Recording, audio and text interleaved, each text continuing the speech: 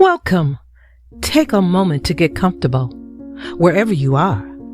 This is a space for listening, for imagination, and for stories that remind us that even the quietest things have something to say. Today's story takes place in a room much like your own, filled with ordinary objects that discover they are anything but ordinary. If you ever felt unseen or wonder if small things matter, this story is for you.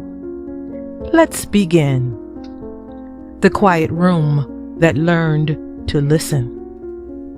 There's a small house at the edge of a humming neighborhood.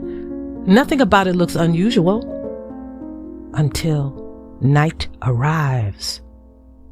When the lights go out and the people drift into sleep, one room begins to wake in a different way. It is the living room. During the day, it looks ordinary enough.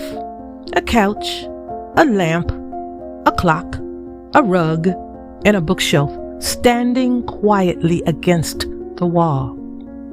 But when the house exhales and grows still, the room begins to listen. And then slowly it begins to speak. The lamp is always the first. It stretches its glow just a little farther than usual and sighs. I'm tired of being turned off before I'm finished my thoughts, it says. High on the wall, the clock ticks sharply in response. Well, I'm tired of being blamed for everything, it replies. Late dinners, short naps, long goodbyes. Somehow it's always my fault. The couch, wide and gentle, shifts its cushions. At least you notice, it murmurs. People sit on me all day and never ask how I feel. And from the floor, the rug gives a quiet little chuckle. You think you have it hard, it says. I catch everything. Crumbs, muddy shoes, heavy feet, and no one ever says thank you. The room fills with small complaints and softer worries. Only the bookshelf remains silent. It usually does. It prefers listening. You see, something has been wrong for a while now. The people who live in the house no longer gather in this room. No laughter drifts through the air. No stories are shared. No one lingers. They pass through quickly, distracted, distant, and the objects are afraid. If no one stays, the lamp whispers, it's light dimming. What happens to us? The clock's ticking slows. Rooms aren't just walls, it says. They are moments.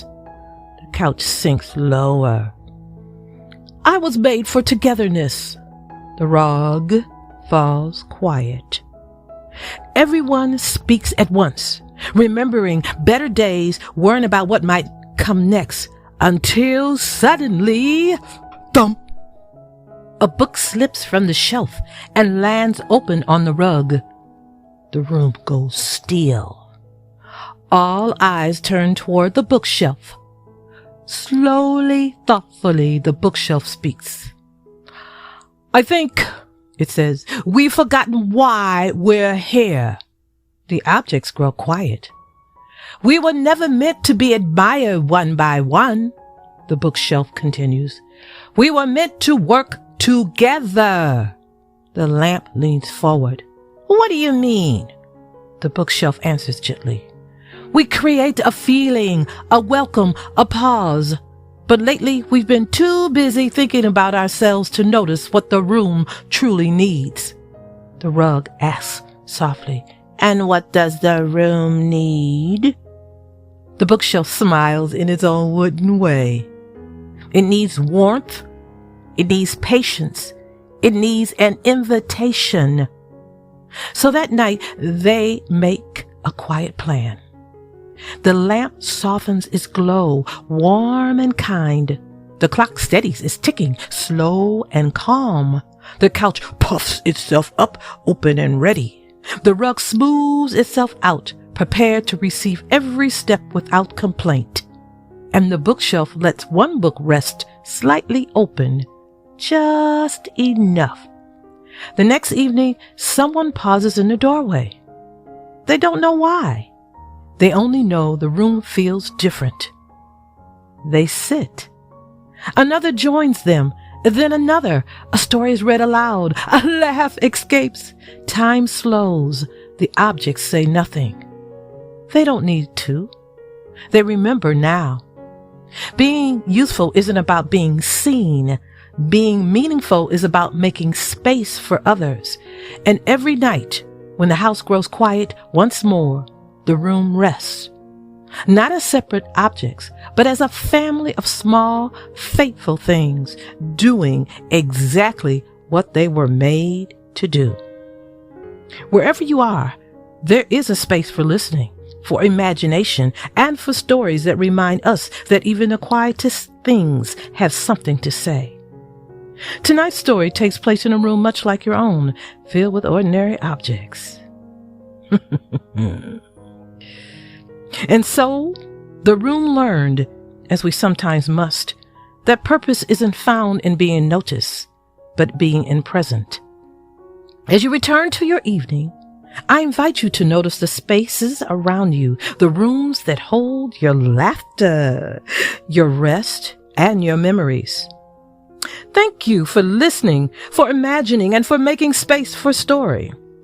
I'm Lucia Luckett Kelly.